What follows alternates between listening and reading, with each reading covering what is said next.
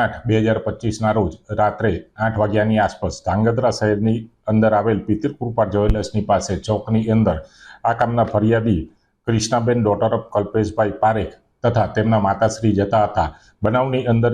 એવું છે કે 3-4 દિવસ અગાઉ આ કામના બહેન કૃષ્ણાબેન પારેખ કે જેઓ સુરેન્દ્રનગર ખાતે કોલેજની અંદર અભ્યાસ કરે છે અને આ કામના મુખ્ય આરોપીએ તેઓ સુરેન્દ્રનગર જતા હતા દરમિયાન તેઓને પૂછેલ કે તમે સુરેન્દ્રનગર જાઓ છો કે કેમ।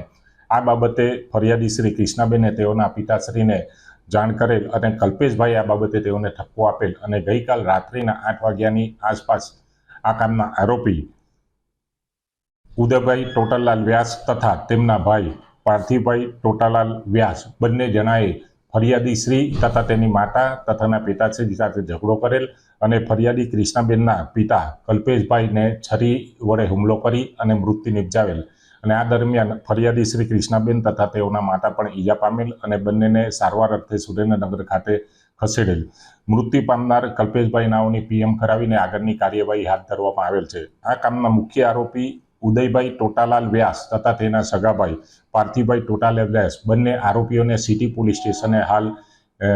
કોર્ડન કરેલા છે અને આગળની તપાસ ચાલુ છે।